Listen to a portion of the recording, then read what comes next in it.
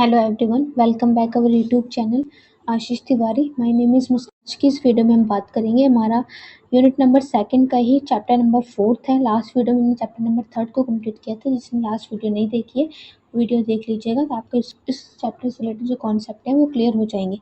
आज की इस वीडियो में बात करेंगे राजनीतिक संरचनाओं के बारे में, बात करेंगे विजयनगर की। ये यूनिट नंबर सेकंड का चैप्टर नंबर 4 है, political structure of the Vijayanagar.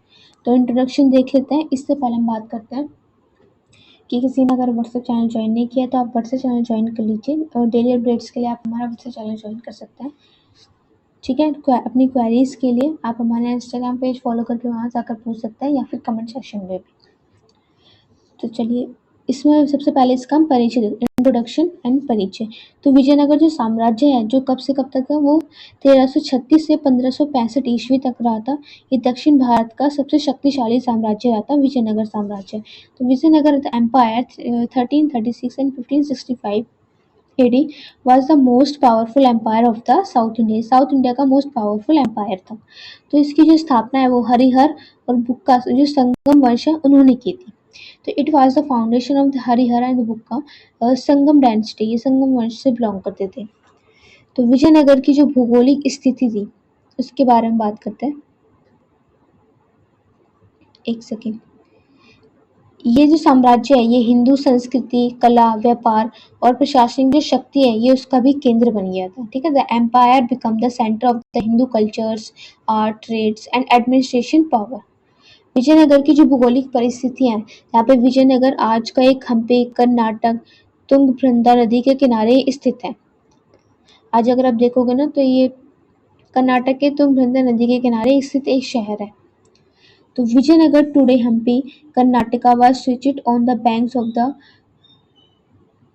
Tungabhadra river. ठीक है, तो चारों ओर पहाड़ और नदियां होने से ये प्राकृतिक सुरक्षा से युक्त बना हुआ है। अगर आज की डेट में आप उसको सर्च करोगे, गूगल पे देखोगे जाके, तो ऐसे उसका स्ट्रक्चर बना हुआ है। तो ये जो स्थान है ये व्यापार के लिए भी अनुकूल था क्योंकि ये तटीय क्षेत्र से जुड़ा हुआ था। तो ये जो स्थान है ये व्यापार के लिए बहुत ही अच्छा था क्योंकि ये तटीय क्षेत्र से जुड़ा हुआ था। अलग अलग तटीय क्षेत्र पर जाकर हम अपना व्यापार भी स्टार्ट कर सकते थे। व्यापार के लिए बहुत अच्छा था। ठीक है, तो it has a natural protection due to mountains, rivers and all the around. This place was also favorable for the trade. It was connected to the coastal areas. Next point है हमारा विजयनगर बहमनी कॉन्फ्लिक्ट। हाँ, तो विजयनगर बहमनी संघर्ष की बात करें। विजयनगर और जो बहमनी सल्तनत है उन्होंने 1347 में स्थापित थी। उसमें लगातार उन लोगों ने संघर्ष किया था। अब इसके कारण क्या क्या थे? कारण ये थे कि रायचूर जो कृषि जो उपजाऊ भूमि है, तटीय क्षेत्रों पर नियंत्रण और दोनों राज्यों में लंबे समय तक युद्ध भी हुए थे। There was a conflict between Vijayanagar and the Vimni Sultanate founded in 1347। Reason ये थे ड्यू मतलब एग्रीकल्चर फर्टाइल लैंड था, कंट्रोल ओवर कोस्टल एरियाज था और both state fought for a long time.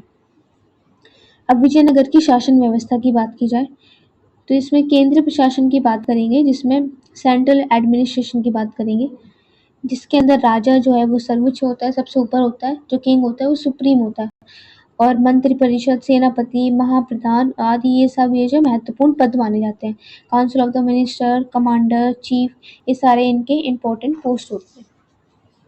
राजा धार्मिक और राजनीतिक दोनों अधिकार रखता है। The king had the both. जो राजा है वो धार्मिक और राजनीतिक दोनों अधिकारों पर विश्वास रखता है, दोनों अधिकार को कायम रखता है। प्रांतीय प्रशासन के अंदर साम्राज्य को प्रांत से नाडु, क्षेत्र, ग्राम इन सभी के अंदर बांटा गया था। ये केंद्र के अंदर आते हैं, ये प्रांतीय शासन के अंदर आते हैं।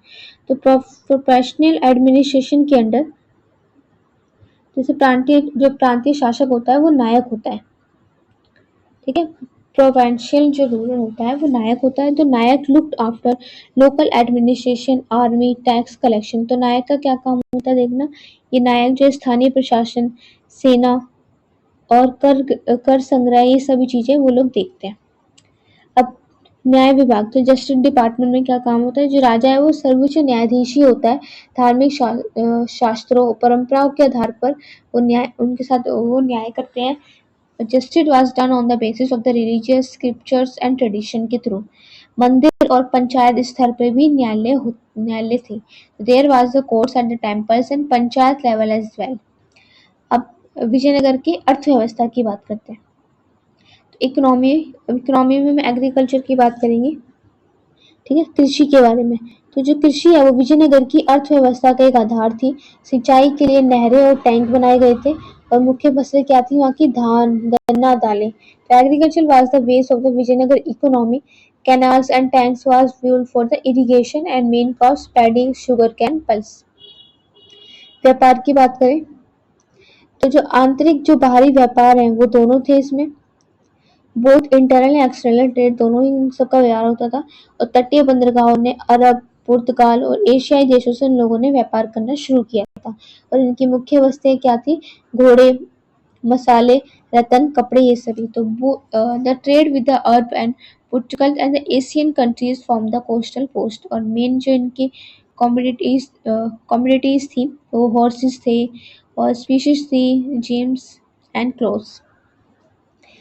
बहमनी राज्य की अगर हम बात करें, अभी हमने विजयनगर राज्य की बात की और बहमनी राज्य की बात करेंगे। तो जो विजयनगर से संघर्ष किया था इन लोगों ने लगातार रायचूर, दोआब और तटीय क्षेत्रों के लिए इन लोगों ने युद्ध किया था। Contrast was for the Raichur, डूब एंड द कोस्टल एरियाज के लिए। अन्य राज्यों के संबंध तो बहमनी शासकों ने दक्कन और उत्तरी भारत के शासकों में संबंध बनाए थे। और बहमनी गुजरात के संबंध तो गुजरात सल्तनत से मित्रता और विवाह संबंध भी इनके बने हुए थे। ठीक है, तो रिलेशन विद अदर किंगडम्स की बात करें तो इनके एक अच्छे रिलेशन बने हुए थे नॉर्थन इंडिया। गुजरात से तो इनके फ्रेंडशिप एंड मैरिज रिलेशन भी अच्छे बने हुए थे। तो अब बात करेंगे बहमनी राज्य के प्रशासनिक व्यवस्था के बारे में। Administration system of Bahmani state. तो इसके प्रथम चरण की बात करते हैं।